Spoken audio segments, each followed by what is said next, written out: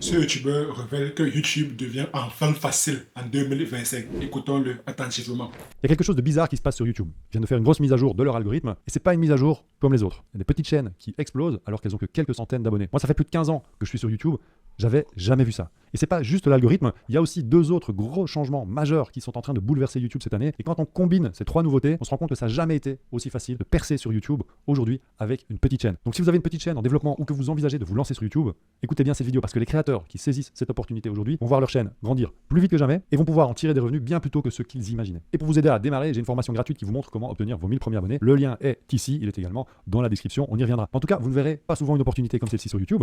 Ceux qui commencent maintenant auront un avantage énorme. La preuve, c'est que mon fils de 10 ans s'est lancé. En connaissant ces trois nouveautés dont je vais vous parler dans cette vidéo, je l'ai vraiment encouragé à créer sa chaîne et il vient de publier sa première vidéo tout seul de A à Z. Donc si lui a pu le faire, vous pouvez le faire aussi. Le premier changement est probablement le plus surprenant, c'est que YouTube a décidé de mettre en avant les petits créateurs. Et c'est pas juste une théorie, il y a des preuves concrètes que je vais vous montrer. Vous avez peut-être remarqué des petites chaînes apparaître dans les suggestions de vidéos et votre flux d'actualité. Eh bien c'est normal parce que depuis quelques mois, des chaînes de moins de 500 abonnés apparaissent aux côtés des chaînes qui ont des millions d'abonnés. Et c'est pas juste une impression. Sur Reddit, on a des créateurs qui ont signalé ce phénomène. Même Todd Beaupré, qui est responsable de l'algorithme YouTube, l'a confirmé dans une interview. Ils ont une équipe dédiée qui s'occupe de donner de la visibilité aux petites chaînes. Mais on voit aussi des vidéos apparaître.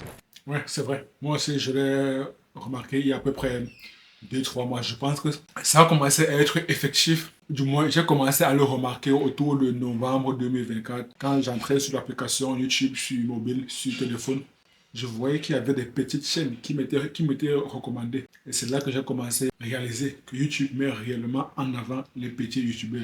Et lorsque j'ai écouté l'interview en anglais de Todd Beaupré, celui qui s'occupe de l'algorithme chez YouTube, lui-même a confirmé cela, qu'ils ont une équipe dédiée à mettre en avant les petits youtubeurs, de manière à donner la chance à tout le monde, de manière à ne pas décourager les petits youtubeurs. Car auparavant, la plupart des personnes, la plupart des petits youtubeurs se plaignaient que YouTube ne mettait en avant que les gros youtubeurs, que YouTube desservait même les petits youtubeurs. YouTube a donc écouté leurs doléances et a donc décidé de le mettre beaucoup plus en avant. Cela ne veut pas dire que YouTube ne met pas en avant les gros youtubeurs. Non, ce n'est clairement pas cela. YouTube a seulement décidé de favoriser également les petits youtubeurs pour qu'ils ne se sentent pas lésés et pour qu'ils puissent continuer à persévérer. Sur la page d'accueil YouTube alors qu'on n'est pas abonné à leur chaîne et qu'elles sont petites.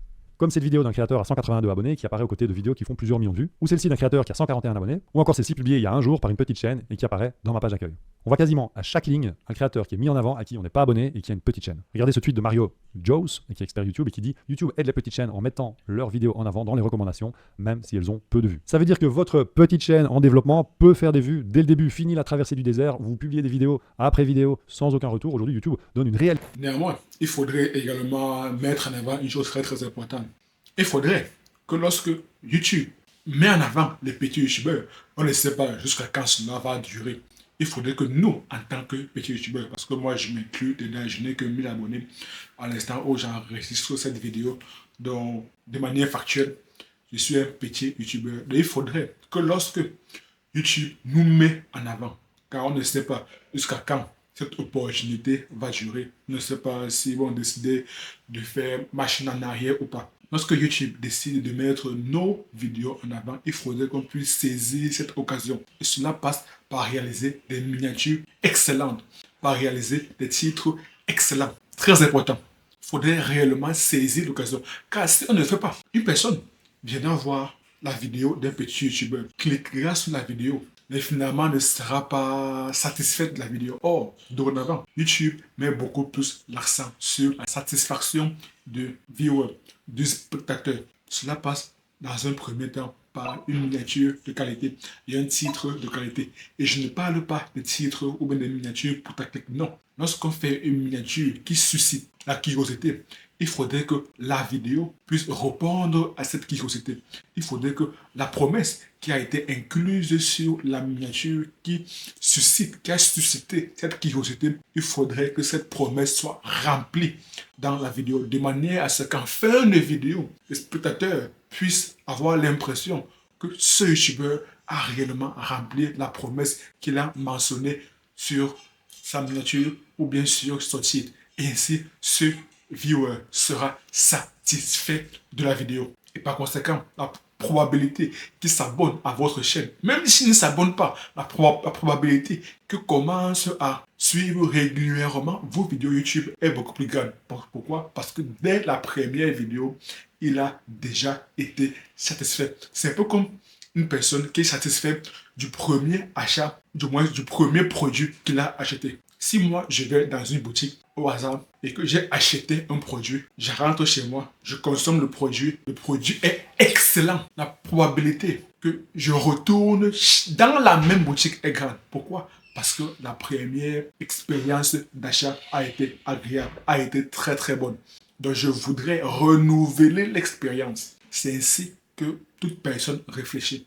Et c'est ainsi que le spectateur réfléchit. Si la première vidéo a été très bonne, s'il a été satisfait de la première vidéo, la probabilité qu'il regarde d'autres vidéos, qu'il suit régulièrement la chaîne YouTube, même s'il ne s'abonne pas, est très très grande. Et même dans ce cas, lui-même comprendra que c'est dans son propre intérêt de s'abonner à votre chaîne YouTube. Il ne sera pas là pour s'abonner juste pour vous encourager. Parce que moi, je reçois énormément de personnes dans les commentaires qui viennent me dire « Je m'abonne pour l'encouragement ». Mon ami, ici, je tiens à passer un message. Si vous vous abonnez juste pour m'encourager, mon ami, ou bien mes amis, désabonnez-vous immédiatement. Car je n'en ai pas besoin de vos encouragements. Si par contre, vous vous abonnez parce que vous estimez la valeur que je partage dans les vidéos est très très intéressante, alors c'est une bonne chose. C'est une bonne chose. Mais vous abonnez juste pour m'encouragement, pour les encouragements, pour m'encourager, ça, no way. Poursuivons avec la vidéo. Une chance d'être vu, même si vous partez de zéro. Et pourquoi font-ils ça chez YouTube? Pourquoi est-ce qu'ils mettent en avant les petites chaînes? Eh bien parce que la majorité des créateurs abandonnent trop tôt. Parce que créer une vidéo YouTube, c'est bien plus difficile qu'il n'y paraît. On réalise pas l'effort nécessaire tant qu'on l'a pas fait soi-même. C'est comme écrire un album de musique qu'on écoute en 25 minutes ou une BD qu'on lit en 30 minutes. Derrière ces formats rapides à consommer, il y a des heures, des jours, voire des mois de travail. Et le problème, c'est que beaucoup investissent du temps, de l'énergie, mais sans résultat immédiat, ils finissent par abandonner. Et YouTube a compris que pour garder sa plateforme vivante, il fallait vraiment donner un coup de pouce aux nouveaux créateurs. Et c'est pour ça qu'il teste désormais activement les vidéos des petites chaînes et qu'il leur donne plus C'est bel et bien ça que j'expliquais. de visibilité. Donc à tous ceux qui disent que YouTube est saturé, que c'est trop tard, eh bien c'est totalement faux. YouTube n'a jamais eu autant besoin de nouveaux créateurs. La plateforme veut du contenu frais, des nouvelles voix, des sujets inédits. Mais c'est pas la seule raison pour laquelle cette année est une année en or pour YouTube. Il y a une autre révolution en cours, c'est le doublage automatique par IA. Vous voulez tirer parti de cette opportunité maintenant, j'ai un cadeau pour vous, une formation gratuite pour vous aider à atteindre vos 1000 premiers abonnés. Le lien est juste ici ou dans la description. C'est totalement complémentaire à cette vidéo. Alors le doublage automatique par IA, c'est vraiment la fonctionnalité que tout le monde attendait, celle qui va vous permettre de toucher le monde entier sans quitter votre studio. Imaginez vos vidéos disponibles en plusieurs langues avec des émotions qui sont intactes. Vous avez certainement vu la série Casa del Papel. Pourtant cette série elle était produite en espagnol. Vous imaginez que son succès planétaire, il était dû à quoi? Au fait que c'était diffusé sur la plateforme Netflix avec un doublage automatique dans beaucoup de langues différentes. Et bien YouTube utilisera désormais l'IA pour doubler automatiquement vos vidéos dans plusieurs langues, ouvrant ainsi l'accès à un public beaucoup plus large. YouTube est disponible dans 100 pays, en 80 langues. Il y a un énorme potentiel de croissance au niveau de l'audience et en brisant la barrière de la langue. Au début, ça va être un peu basique, mais il planche sur une version d'IA qui pourra également traduire nos émotions. Je suis vraiment impatient que nos vidéos en français soient au moins traduites en anglais. C'est en train d'arriver. Ça répond aussi à la question qu'on me pose tous les jours. Est-ce que je dois faire une chaîne YouTube en français et en anglais parce que je veux toucher plus de monde, etc. Ou est-ce que je dois faire deux chaînes? Maintenant, vous savez que vous pouvez faire une seule chaîne dans votre langue maternelle et qu'elle sera automatiquement doublée avec vos émotions dans les autres langues. Et ça, c'est complètement fou. Ça va tout bouleverser. Franchement, j'ai l'impression que... Ouais, ce serait un game changer. Ce serait littéralement un game changer. Waouh, waouh, waouh, waouh. Ce serait un game changer. Les vidéos auraient une portée mondiale. Parce que nous, qui sommes dans le monde francophone, naturellement, les vidéos seront regardées par une audience francophone. Si par contre, avec le doublage, pas besoin de refaire une autre vidéo, pas besoin de recréer une autre chaîne. La vidéo est directement traduite dans la langue recherchée, dans la langue souhaitée, avec les mêmes émotions. Donc comme si c'était une autre vidéo qu'on avait tournée. Waouh! Ce serait excellent. Ce serait excellent, exceptionnel. Les gens ne se rendent pas compte qu'aujourd'hui, grâce à ça, on va avoir des youtubeurs francophones qui vont devenir des stars mondiales. Mais c'est pas la seule tendance qui change tout cette année. Il y a un autre grand bouleversement qui est en train de se produire sur YouTube. Après des années de domination des formats courts, les vidéos longues sont en train de revenir en force et YouTube les pousse plus que jamais. Depuis quelques années, c'est vrai que les formats courts comme les YouTube Shorts ont dominé les tendances. Cependant, cette année, les vidéos longues retrouvent un élan de succès et deviennent vraiment une stratégie gagnante pour les créateurs. Et c'est pas juste une intuition. Il y a un rapport récent de Sprout Social qui révèle que les vidéos longues génèrent plus d'engagement et fidélisent mieux l'audience que les formats courts. Plus en plus de gens regardent YouTube depuis leur télévision. Naturellement. Naturellement que les vidéos longues fidélisent beaucoup plus l'audience que les formats courts. Parce qu'à travers les formats courts, comme son nom l'indique, c'est un format très très court. Donc, le vidéo n'a pas réellement le temps de s'attacher à votre personnalité. Pourtant, avec les vidéos longues, vous avez le temps de mieux expliquer ce que vous avez à dire. Et ainsi, le spectateur sera beaucoup plus attaché émotionnellement à vous. Non seulement les informations seront mieux comprises parce que vous avez un peu plus développé votre idée, mais également la connexion, le lien émotionnel avec le spectateur sera beaucoup plus fort. Donc, naturellement, avec les vidéos longues, c'est beaucoup plus facile d'engager d'engager une audience. C'est tout à fait normal. Et c'est une très très bonne chose que YouTube décide de remettre encore l'accent sur les vidéos longues. Parce que avec l'avènement de TikTok, YouTube a essayé un peu de se diversifier ou bien de se distraire. Bref, YouTube a essayé d'aller sur plusieurs endroits. Je ne dis pas que c'était une mauvaise chose. Loin de moi, je n'ai pas la prétention de le faire. Mais j'estime que c'est une bonne chose que YouTube décide de remettre à nouveau l'accent sur les vidéos longues. Car qu'on ne se mente pas, YouTube, c'est des vidéos longues. YouTube, c'est le format long. YouTube, c'est réellement le format long. Et de plus en plus de personnes consomment même YouTube sur la télévision. On ne vient pas sur YouTube pour regarder des shorts. Si l'on veut regarder des shorts, on va aller sur TikTok. Mais lorsqu'on vient sur YouTube, nous sommes déjà programmés mentalement à regarder des émissions longues, à regarder des vidéos longues. Raison pour laquelle même les podcasts ont connu un très grand succès, ont connu un grand essor. Pourquoi ? Parce que YouTube, c'est la télévision. Il suffit même de s'apercevoir, ne serait-ce que du logo de YouTube, pour savoir que cela a la forme d'un tube cathodique. Et en 2005, date de création de YouTube, la plupart des téléviseurs avaient la forme d'un tube cathodique. Donc même depuis la création de YouTube, YouTube a comme essence d'être une télévision, de promouvoir des vidéos longues. Aujourd'hui, il y a plus de 50% du temps de visionnage aux États-Unis qui se fait sur une TV connectée. Instagram TV, ça n'existe plus, Meta a abandonné le projet. Alors pourquoi? C'est une opportunité en or. Les spectateurs consomment YouTube comme Netflix. Ils sont prêts à regarder du contenu long et engageant. Ils ne zappent pas après 5 secondes. Une bonne vidéo peut captiver pendant 10, 20, 30 minutes. YouTube devient vraiment le nouveau standard du contenu long format. Et ceux qui s'y adaptent maintenant auront un énorme avantage. Avec ces 3 nouveautés, les petites chaînes mises en avant, les vidéos doublées automatiquement et le format long qui fait son retour en force, il y a un type de contenu qui devient particulièrement intéressant. Partage à savoir. Surtout pour ceux qui n'ont pas envie de faire des vidéos de divertissement. Les podcasts, c'est ça le type de contenu. Raison pour laquelle j'ai mentionné que les podcasts ont connu un très très grand succès et vont toujours connaître un très très grand succès. Auparavant, les leaders dans le monde du podcast, du contenu audio, étaient Spotify, Deezer, etc. Mais dorénavant, le leader dans le monde du contenu audio, dans le monde des podcasts, c'est YouTube. Le leader dans le monde du podcast, c'est YouTube. Donc faire des podcasts, c'est réellement très très intéressant. Mais moi j'ai un gros problème avec les podcasts. C'est que j'ai l'impression que lorsqu'on parle de podcasts, c'est forcément faire des interviews. Est-ce qu'on a nécessairement besoin de faire des interviews pour dire que ça correspond à un format podcast? Je n'en suis pas certain. Moi, j'ai également l'ambition de faire des podcasts sur ma chaîne YouTube, mais il suffit juste que je trouve un format original. Je n'ai pas envie de faire des interviews parce que là, c'est un format qui est vu, revu sans cesse. C'est un format qui est déjà revu. Il faudrait que j'apporte une certaine originalité dans le format de podcast que je voudrais lancer. Ça, il suffit juste d'avoir la créativité et il me suffit un peu plus de temps et de trouver des très très bonnes thématiques. Mais sinon, le moment venu, vous serez tenus informés. Type caméra cachée, vidéo défi absurde où on mange des insectes avec les potes. Et le plus fou, c'est que ce format, il permet aussi de très bien gagner sa vie. Regardez Cyril Benz de la chaîne Nanakia qui a généré 154 000 € avec seulement 1500 abonnés. On l'écoute. On doit avoir 1500 abonnés sur ma chaîne. Et on a regardé tout à l'heure, le chiffre d'affaires sur les 12 derniers mois, c'est 154 000 €. Et c'est pas un cas unique. Elise, avec sa chaîne J'affiche complet sur la location saisonnière, elle a réalisé 1,3 million d'euros avec seulement 5000 abonnés l'année passée. On l'écoute. La société, elle va terminer là un chiffre d'affaires d'1,3 million. Ça prouve une chose. Vous n'avez pas besoin de faire des millions de vues, d'avoir des millions d'abonnés pour en vivre. Il suffit d'apporter de la valeur à une audience qualifiée. Pas besoin d'avoir un doctorat ou d'avoir un CV impressionnant. Si vous avez plus de 40 ans, vous avez forcément une expérience de vie, un savoir-faire, une compétence qui peut aider quelqu'un qui débute. Que ce soit sur... Même si on n'a pas 40 ans, pas besoin d'avoir 40 ans pour avoir l'expérience dont je parle. Il suffit juste d'avoir une expérience dans un domaine. Est-ce que Messi a 40 ans? Bon, il approche la quarantaine. Mais disons, Kylian Mbappé, est-ce que si tu veux discuter football avec Kylian Mbappé, forcément, il connaît beaucoup plus de choses que toi par rapport au football. Mais Kylian Mbappé, à la vingtaine, du moins, il est autour de 25-26 ans. Le plus important, c'est d'avoir une expérience, d'avoir une compétence dans un domaine bien précis. Et cela n'est pas lié à l'âge théorique. Cela, on pourrait dire, est lié à l'âge du domaine d'expertise. Voilà, le nombre d'années. Et même pas seulement le nombre d'années. Du moins, c'est lié à la compétence. Et pour paraphraser Kylian Mbappé, moi, tu ne parles pas d'âge. Moi, tu me parles pas d'âge. Si t'es bon, tu joues. Si t'es pas bon, tu t'assois et tu regardes les autres jouer. Pareil donc dans le monde du business et pareil même dans le monde de YouTube. Si tu as de l'expérience, si tu as de la compétence, alors, mon ami, tu as quelque chose que tu peux vendre, quelque chose qui est monétisable et tu peux réellement en vivre. Sur la location saisonnière, l'investissement, le bien-être, la cuisine, le bricolage, la gestion du temps, il y a forcément un domaine dans lequel vous avez des connaissances que d'autres aimeraient acquérir. Des élèves comme Cyril et Elise, on en a plein dans notre programme accélérateur YouTube et ce ne sont pas des stars de YouTube. Pourtant, leur chaîne leur permet de générer des revenus exceptionnels grâce à leur expertise. Et avec le doublage automatique, votre contenu peut être vu et compris partout dans le monde. Vous pouvez potentiellement devenir la référence mondiale dans votre domaine. Et en plus, YouTube va mettre en avant les petites chaînes qui démarrent. Et en plus, le format long revient en force. Je dis ça, je dis rien. Hein. L'opportunité est tellement grande que j'ai encouragé mon fils de 10 ans à se lancer. Et ça y est, il a publié sa première vidéo. Il a trouvé l'idée avec ChatGPT.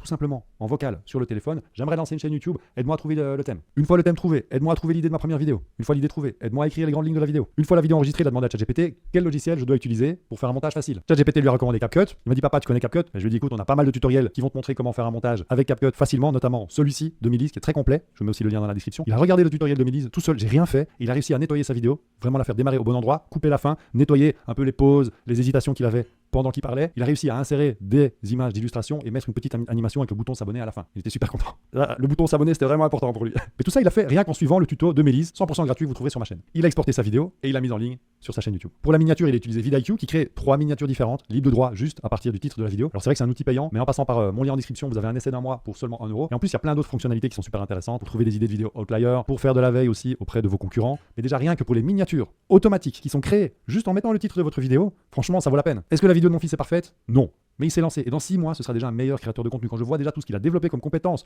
sur trouver des idées, écrire un scénario, enregistrer sa vidéo, aisance face caméra, monter sa vidéo, la publier, créer une miniature, à 18 ans, il aura développé vraiment des compétences en création de contenu énormes. Et il aura déjà bâti une solide communauté. Et moi, je vois ça comme un investissement en bourse. Tous les mois, j'investis en bourse pour mes enfants.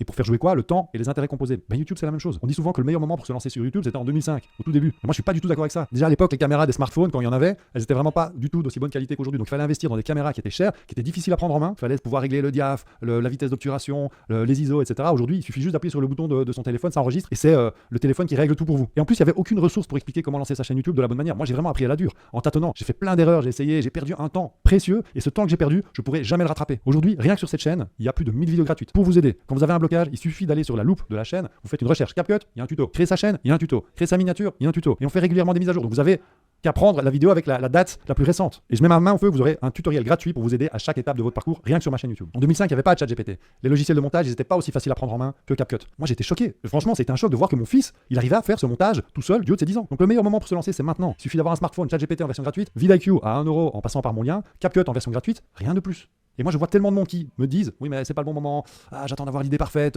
Waouh, finalement, YouTube devient enfin facile.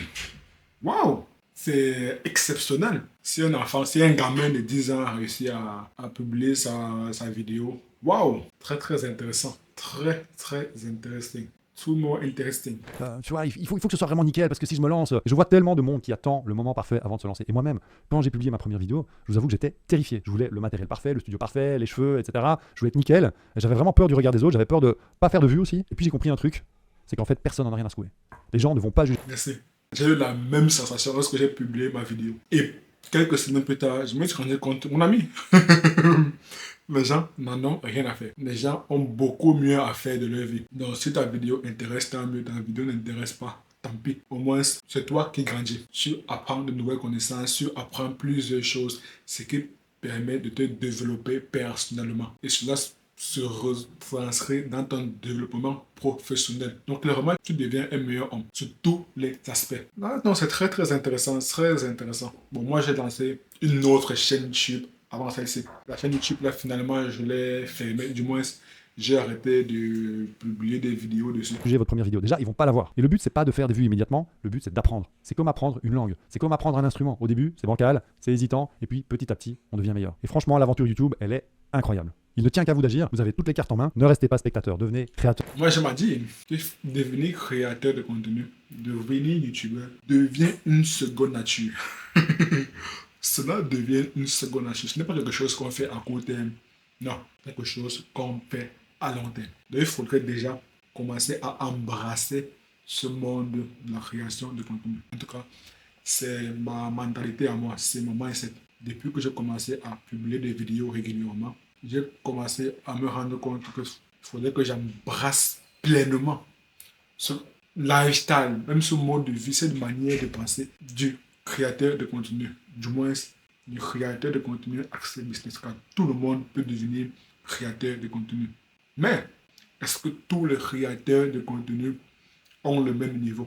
Je n'en suis pas convaincu. Donc toujours chercher à s'améliorer. C'est comme dans tous les aspects de la vie. Chercher à s'améliorer continuellement. Lancez votre première vidéo cette semaine. Dans un mois, vous serez déjà plus avancé que 99% des gens qui hésitent encore. En complément, découvrez comment avoir vos 1000 premiers abonnés avec ma formation gratuite. Très intéressant. Très intéressant comme vidéo. À l'issue de la vidéo, je me rends compte que j'ai appris quelque chose d'instructif. Je n'ai pas l'impression d'avoir perdu 12 minutes de ma vie.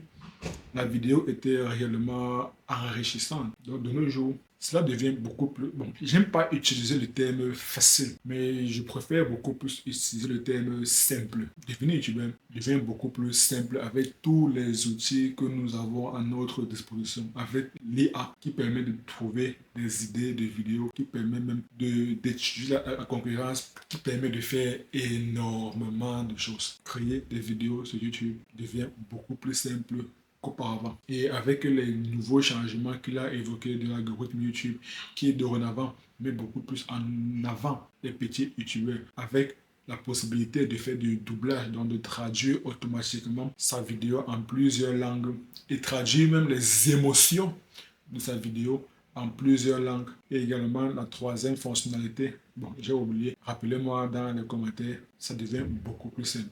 Donc, clairement, l'algorithme YouTube a changé. L'algorithme YouTube a changé, ça devient de plus en plus simple de réussir sur YouTube. Je n'emploie pas le terme facilement de manière exprès, parce que j'aime pas le terme facile. Je déteste même à la limite le terme facile. Je préfère employer le terme simple. Devenir youtubeur devient beaucoup plus simple. Et il ne faudrait pas être focalisé sur le fait de chercher à amasser énormément d'abonnés. Voilà. Le troisième changement, c'est au niveau du fait que dorénavant, YouTube remet encore l'accent sur des vidéos longues. Dans les trois éléments qu'il a évoqués dans sa vidéo, c'est le fait du contenu de doublage, du moins de traduire la vidéo automatiquement en plusieurs langues. Le fait que dorénavant, YouTube dispose d'une équipe pour essayer de mettre en avant les petits youtubeurs. Et la troisième chose qu'il a évoquée, c'est le fait que YouTube dorénavant met encore plus l'accent sur les vidéos longues. Clairement, YouTube est en train de changer. L'algorithme YouTube est en train de changer. Il faudrait arrêter de se focaliser sur les robots de YouTube. Si vous voulez réellement savoir de manière beaucoup plus en détail et en profondeur en quoi est-ce que l'algorithme YouTube a changé, alors cliquez juste la vidéo qui apparaît à l'écran et moi je vous donne rendez-vous de l'autre côté. À très bientôt.